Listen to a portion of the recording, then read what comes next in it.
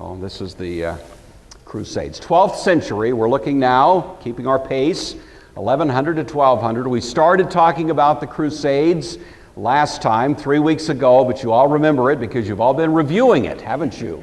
All this time it's been in your mind, so I don't need to go back through that, but I will just briefly.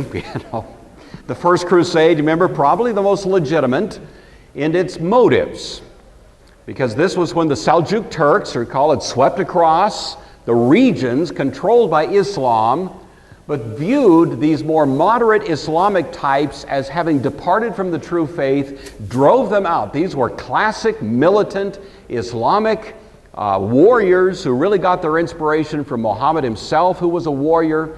They believed they were reinstating a true Islamic faith, and they came right to the outskirts of Constantinople, you recall. So the leadership there panics and calls for the Pope, hoping the Pope will muster an army to come and rescue them.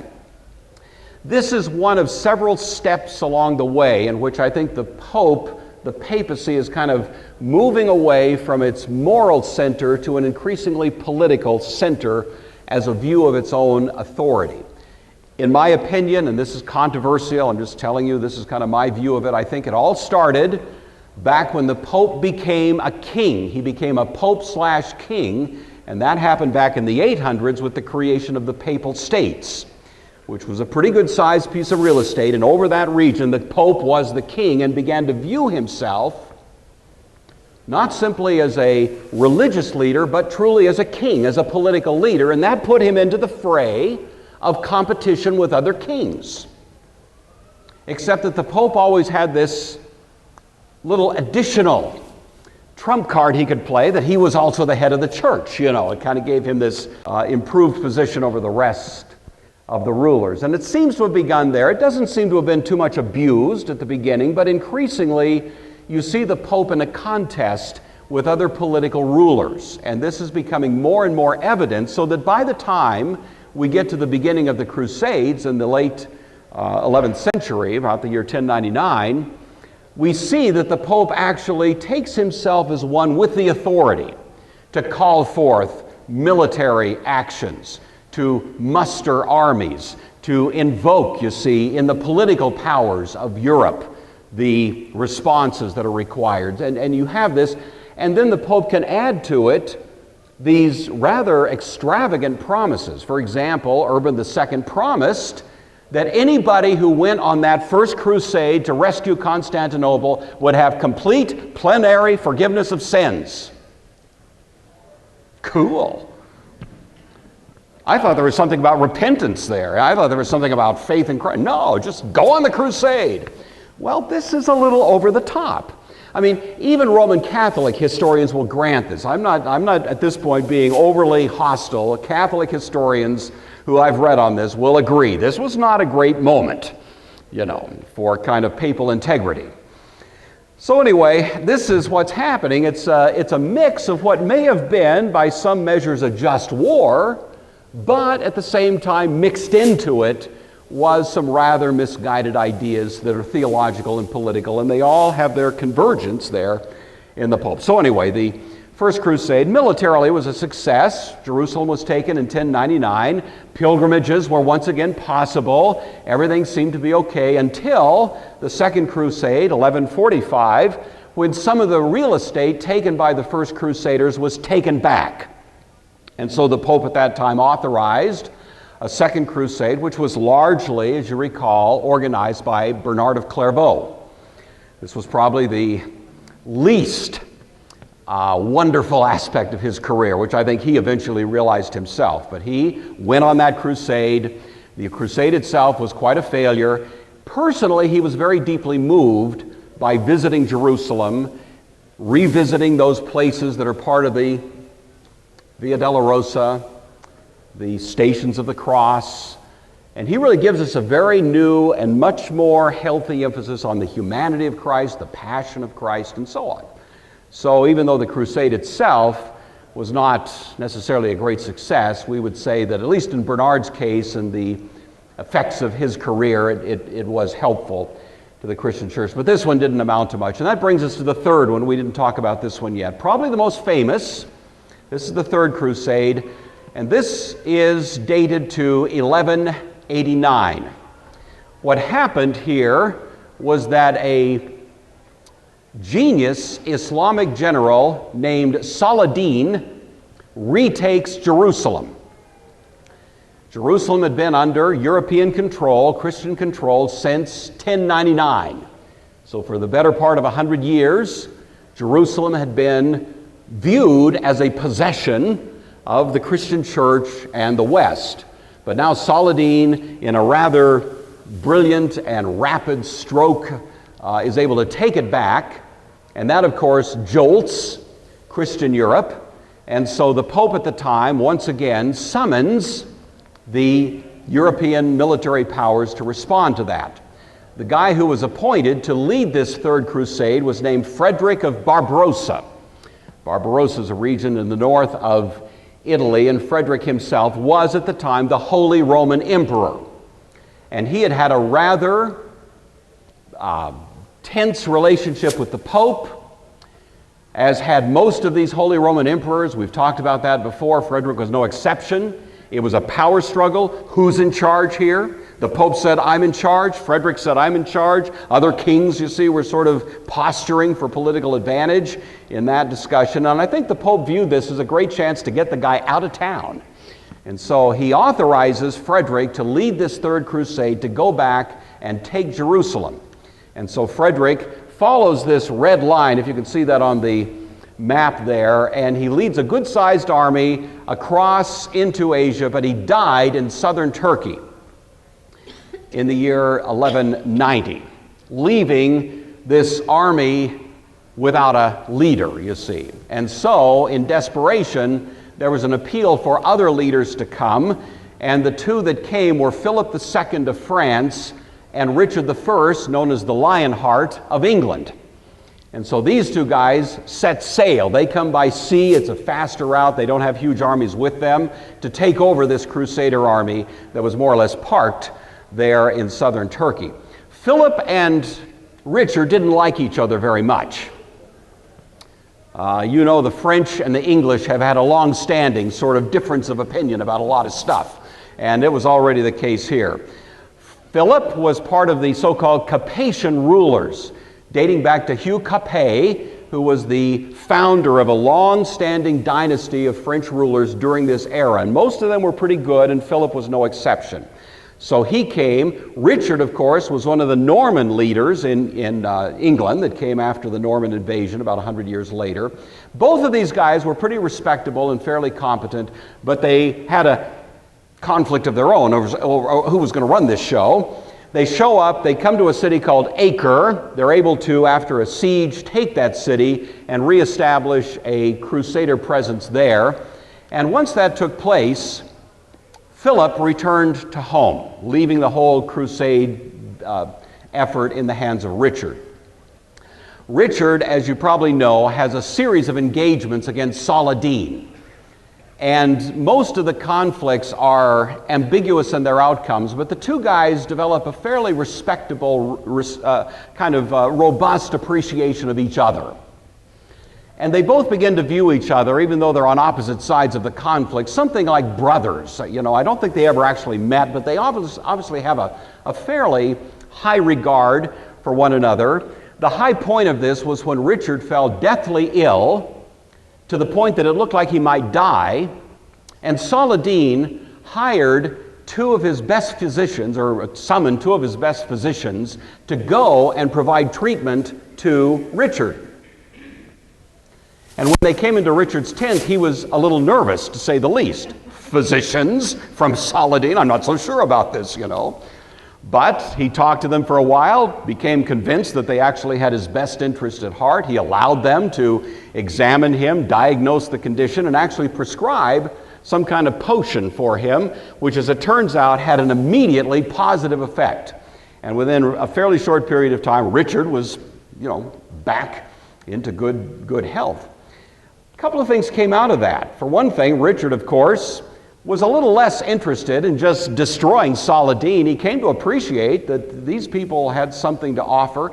And further, he sort of had this epiphany that the Islamic world may have some things that we could use. Their expertise in science. Remember, this is the end of the golden age of Islam, the Baghdad era. And they had made great strides. Inventions, science, mathematics, astronomy, medicine, all of these were areas where the Islamic world had made great advances. So Richard and Saladin, even though they had this military conflict, wind up at least in a kind, don't want to overstate this, but with this kind of mutual regard for each other. Richard never succeeds in taking Jerusalem. He goes home, largely because he hears that John, his ne'er-do-well brother, is trying to take over the throne, usurp the throne. This is the backstory, of course, of Robin Hood, right? Robin of Locksley.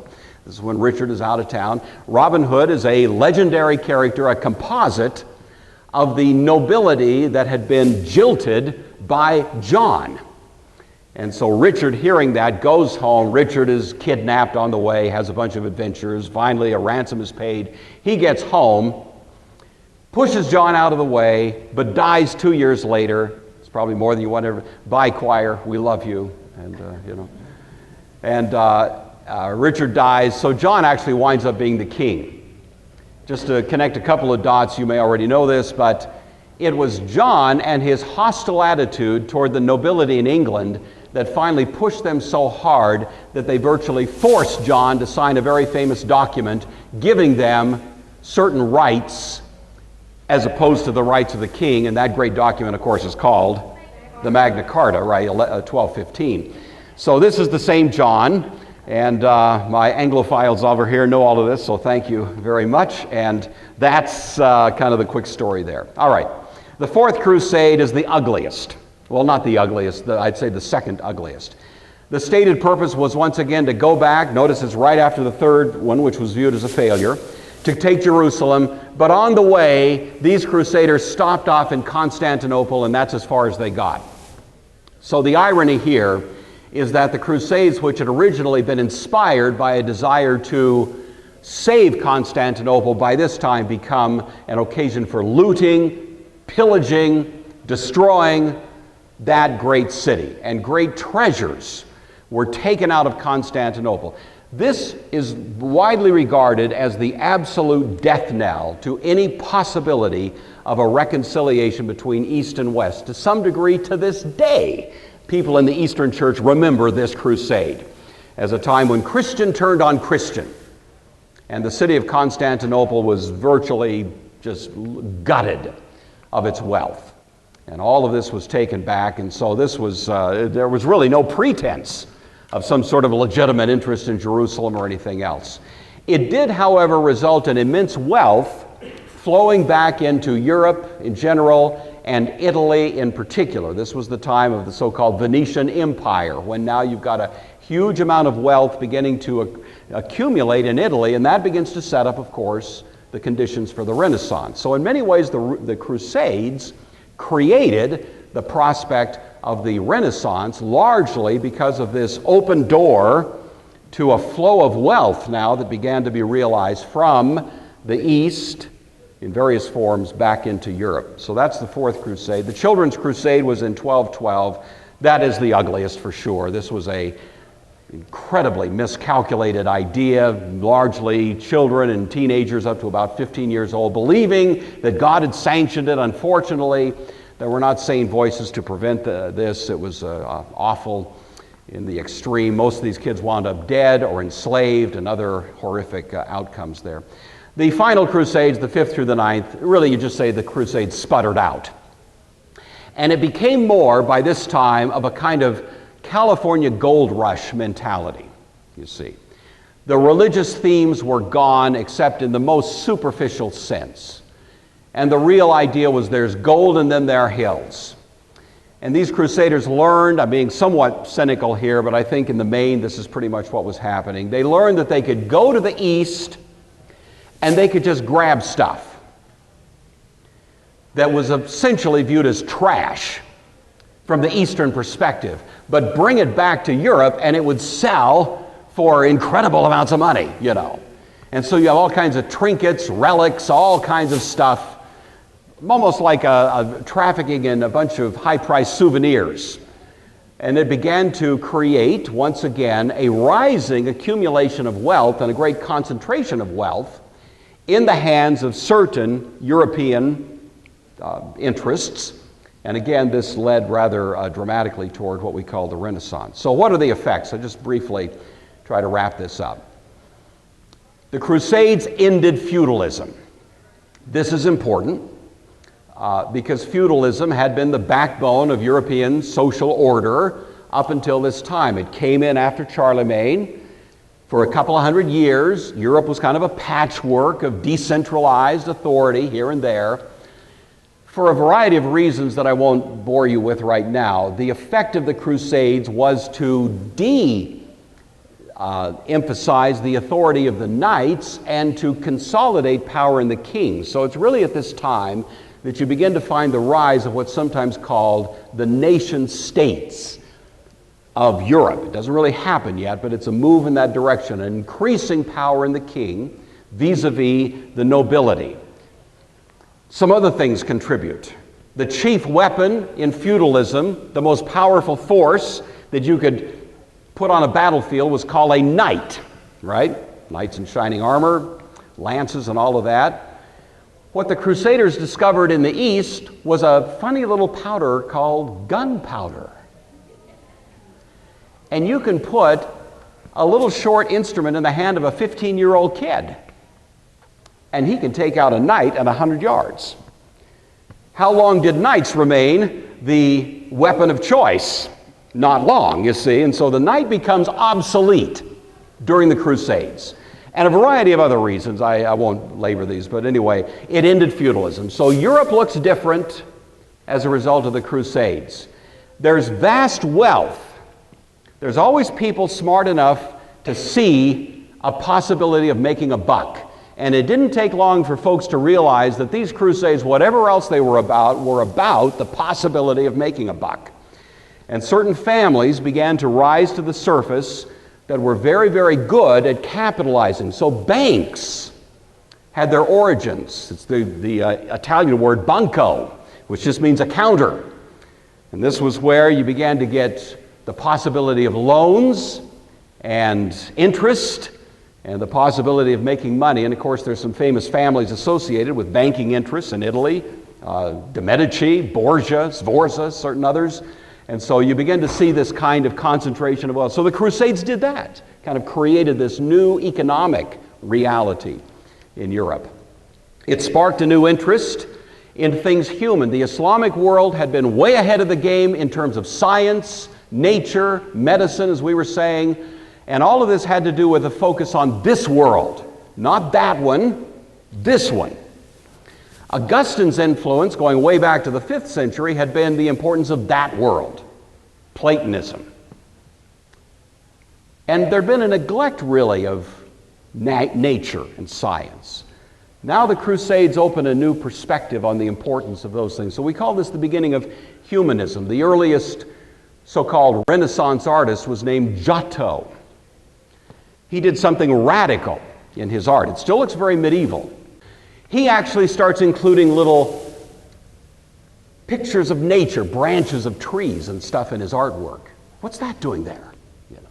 People thought. This was radical at the time.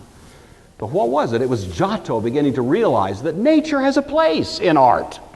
It doesn't all have to be otherworldly visions, Byzantine images that are so otherworldly and strange looking. We can actually celebrate this world. And so the Crusades does that. Gives us a little bit of a new interest in humanity. I sound like a cheerleader for the Crusades. I'm really not, but I think we need to appreciate there were much more broad effects of it than sometimes are realized. Certainly a lot of technological events, the compass, the astrolabe, which was an instrument for navigating, as you know, out in the sea, by the stars and so on, gunpowder, various medical herbs, so on. All of these things really came back to Europe through the Crusades. And it certainly, and maybe most importantly, opened this fascination with the classical world, the Greco-Roman world, the great thinkers of the ancient world, the poets, the philosophers, the rhetoricians, the political theorists, the Stoics, others, all of this kind of became a new interest. So all of these things happened. The Crusades, as ugly as they were, did rewrite European history, and the church is part of that story. And so I'm taking the time to give you all of this because we're going to be referring back to it, and so this was a chance to just get it before us. All right. Let's turn our attention to a guy who lives right in the middle of this time frame, whose name is Peter Waldo. Peter Waldo, born in the middle of the 12th century, 1130 in Lyon, which is part of the Frankish world, of course. He was wealthy. He was one of the early beneficiaries of this opening of trade to the east. And although he was not directly involved with the Crusades, his family had realized some of the benefits of it. And so there had been a rising concentration of wealth and certain kind of the sort of a rising middle class, you might say at this time, and he was part of that. Because of his advantages, he was given a decent education, not what you'd call a scholarly education, but a decent education. He was part of a family that was involved in being cloth merchants, and so he had a comfortable life, and that was his beginnings. He considered himself a Roman Catholic, and he was more or less comfortable with that. I don't think he was an overly religious sort of spirit, but nevertheless he sort of was part of that culture and accepted that just as part of the reality of his life. He had three rather striking and life-changing events that all happened somewhat in rapid succession when he was in his early 30s. The first of these was he was at what we would call a cocktail party, nice garden party, lovely weather.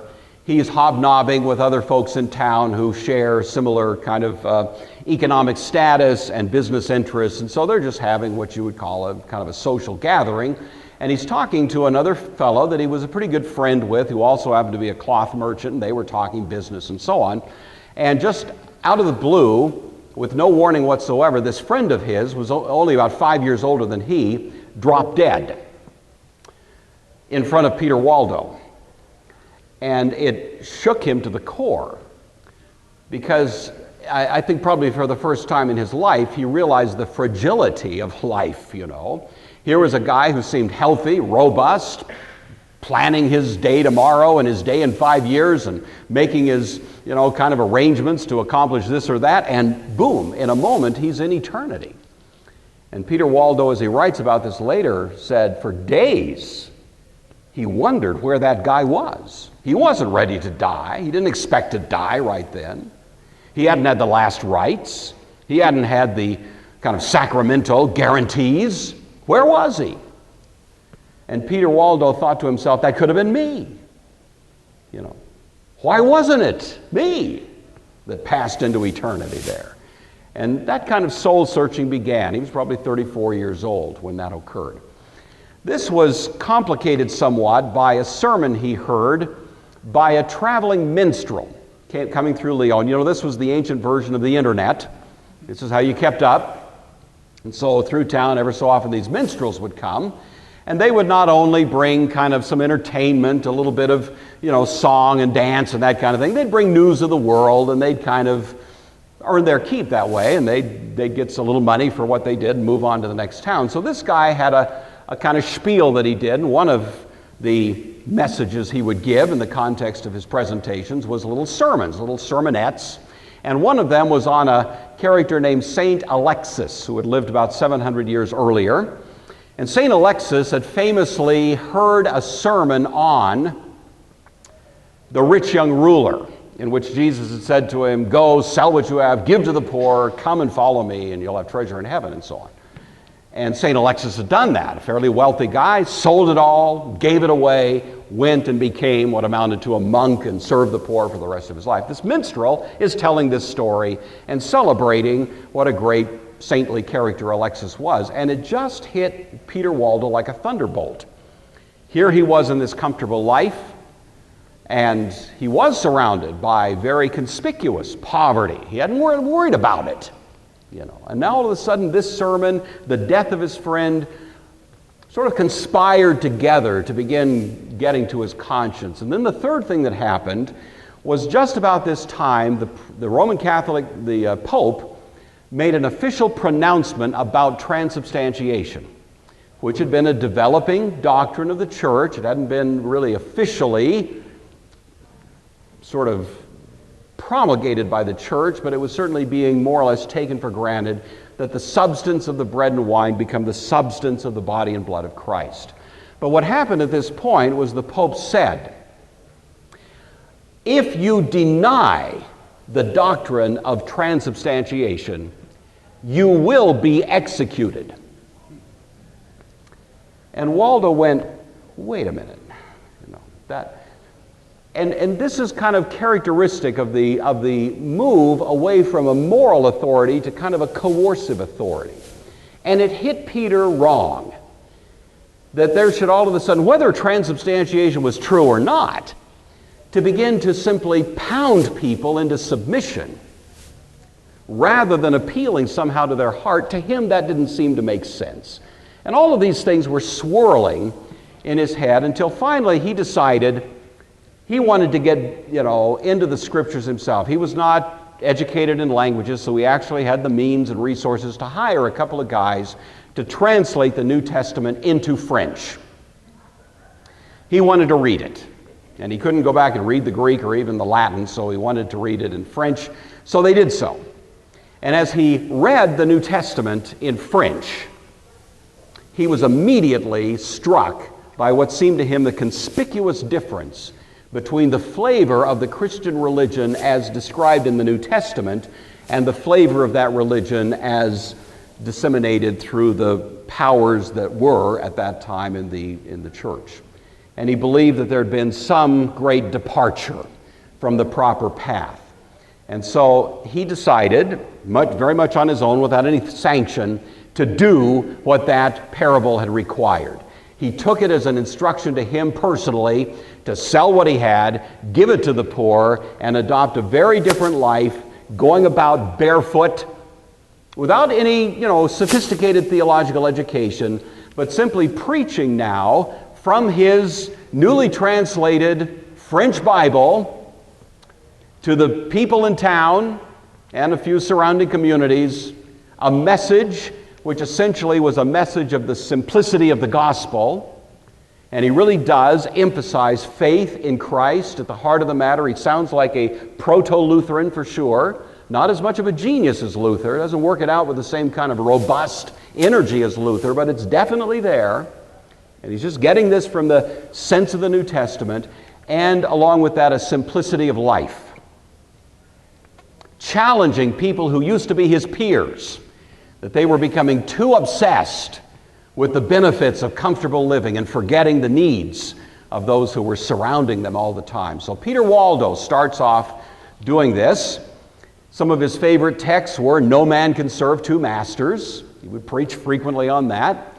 But he also went a little further and began, much to his own peril, to condemn doctrines of the church at that time that he could find no evidence for in the Bible, namely purgatory and transubstantiation, knowing that that did put him at some risk, of course. He didn't see, and what he saw in these, and he makes it quite clear, was that these were being used as coercive devices of the church to manipulate the submission and obedience of the people. Kind of threats that put them into a sort of conscientious straitjacket that extorted from them the responses desired by the church, but bypassed ultimately the heart, the mind, the conscience. And he thought both of these were doing that. And he spoke quite clearly on that point, and that, of course, began to rattle a few cages in his environments. He went so far as to call the leadership of the church at that time the harlot of the book of Revelation. Those are scary words, especially at that time in history. But that was the kind of thing. So here's this guy who'd been a cloth merchant, all of a sudden out barefoot in the streets, preaching this kind of message. As you can imagine, he was greeted with mockery, with ridicule, with dismissal, with people going, "What happened to you, man? You used to put on a nice party. What happened?" Kind of deal. But Peter Waldo stayed his course. And that, of course, as you can imagine, precipitated eventually a conflict with the church, and this is in 1179. The Archbishop of the city of Lyon became aware of Peter, and of course by this time he had some followers who were actually beginning to call themselves the Waldensians. And so they were going out here and there, 2 by 2, preaching a message comparable to Peter's message, really. Sometimes they'd come to town like peddlers, and they would be, as it were, selling kind of trinkets, this or that, but then they'd use that as an opportunity to tuck in little texts from the French translation of the Bible, not the whole thing, but maybe a text from 1 Corinthians or Matthew or something like that, and they'd use the opportunity to present their message and so on. Well, the Archbishop of Lyon becomes quite aware of this and concerned about it, and begins to move forces there in that region to actually have Peter arrested and tried for what were evidently his crimes. Peter decides to take the initiative, and with 2 or 3 of his closest associates, on his own, he went to Rome and asked for a hearing with the Pope in kind of the hope that if he could just present his case there before the Holy Father, that maybe the truth of what he's saying, maybe these people just got confused. Maybe they just see, oh, Peter, thank you. Oh, this is great, And so he went. And indeed, the Pope, who was by this point very much aware of him, did convene a gathering in which he was given an opportunity to present his case. The guy who writes the most thoroughly on the whole issue was a guy named Cardinal Mapp, M-A-P. And we still have what he wrote, kind of his recitation of the proceedings. And what he says, and indeed the counsel he gives to the Pope, goes something like this. It's really quite an amazing piece of literature. He says, these people, these Waldensians, are very much like the first century apostles. They travel around with apparently the same kind of style. They are delivering very much the same message, and they are finding the same kind of appeal among the common people. And you almost think Mapp is going to come out supporting them. But then in this breathtaking reversal, he says, therefore, we've got to get rid of these guys. These people, he said, could start a movement that would sweep like wildfire through Europe, and if they do, we will be destroyed. That's exactly what he said to the Pope. These guys are a danger.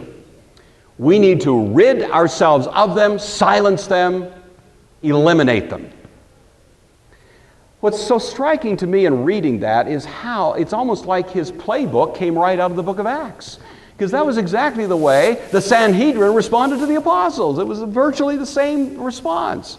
And you think, don't you get this? I mean, what part of that aren't you quite following here? And that was the church's view.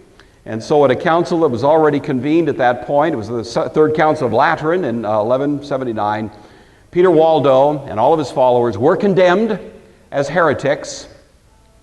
But by that time, even after just whatever it was, about 10 years, there were so many of them that they could not, and they were protected by the kind of the popular level, and so they were not able to get rid of them. That gave rise then to this movement called the Waldensians. Martin Luther writes very, very affectionately of the Waldensians, who continued to survive even to his day and beyond. The Waldensians were never large in numbers. They never had the kind of sweeping numeric impact that came later, even with people like Huss or Wycliffe and certainly with Luther. But they were always a kind of tiny little minority that was there, making life a little more complicated for a very politicized Catholic Church than it would have been otherwise. And these people would travel around, and they were basically, as I say, they'd pass themselves off as peddlers, not beggars, but they'd come to town with wares, and they'd sell them, but then they'd, as they had opportunity, would communicate this message.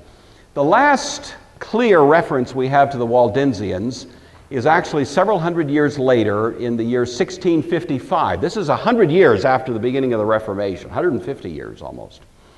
And the Waldensians are still there, virtually all of them in Catholic countries. In Protestant countries, they just became part of the Protestant movement. But in Catholic countries, they were a subculture and a minority, and a distinguished minority, so that's where they continue to reside. And there's a very famous, well, not famous, but it certainly is documented very well, that took place in Savoy, which is the southern part of France, in which a local bureaucrat decides we got to get rid of these Waldensians, and passes an edict to oust them from any homes they have, possessions, in the dead of winter. So they are forced in bitter cold to make a trip to the Alps and make a trek to another part of France. And again, there's a attack on them there, and it's a horrific moment in which thousands are killed, burned at the stake, dismembered, awful things, kind of the worst of the medieval forms of ghastly punishment and torture. And that came to the attention of Protestant nations.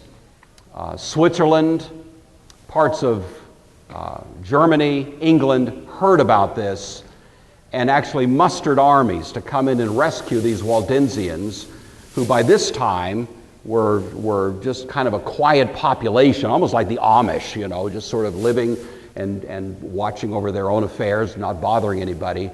And with that threat of a military intervention on behalf of these, they backed off. And then the Waldensians kind of fade from that point into the pages of history. And to my knowledge, we don't have any Waldensians in the world today. But anyway, for my money, I think this is where it began. This is the first really true inkling of what you'd call not just a moral reform, but a theological critique of where the church had come and the beginnings of what would eventually become the Reformation. So, back to our text here briefly. I think you can see the connection I was suggesting. I know the slander of those who say they are Jews and are not, but are a synagogue of Satan. I think we all know that it is one thing to say you are a Christian, it's another thing to be a Christian. The name of Christ has been used in history as a justification for a multitude of crimes. You know that. That's one of the great tragic and embarrassing aspects of Christian history, is that the name of Christ has been associated with ghastly and awful and criminal acts. And sometimes people can be led astray by the fact that the name Christ is being used in connection with these ghastly and ill-motivated efforts. Jesus, of course, seems to anticipate just that sort of thing when he says in a parable that there will be those who will say, "Lord, Lord, didn't we do such and so in your name?" And Jesus says, "Depart from me, you workers of iniquity, I never knew you." And how many things have been done in the name of Christ that Christ would ultimately repudiate? Well, we all know that. We can nod our heads to it, and we see the evidence of it over and over again in history. My warning to us is twofold. One, that we need to be on our guard, because we are surrounded today by all kinds of movements and interests that say very, very lovely things about Christ, while at the same time promulgating values that essentially spit on the heart of what the law of Christ would require. And so we need to be on our guard, because we, of course, see the evidence of that and watch for it. But the other, maybe more subtle warning is we need to be careful we're not those people.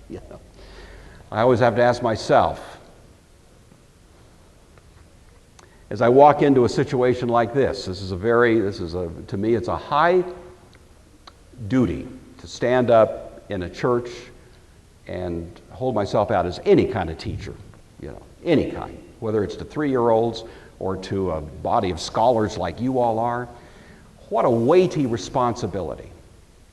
And to be honest with you, it's easy to get some ego involved in this. You know what I'm saying? And you have to ask yourself, where is my heart vis-a-vis Christ? Am I walking in here? When you walk into the settings of ministry in which every one of you is involved, do you ask yourself the question, do I ask myself the question, is my first and foremost interest here not simply to use the name of Christ as a mechanism to gain some advantage, But am I really determined to honor Christ and do precisely what he would call me to do? I never do it well. I sometimes do it awful.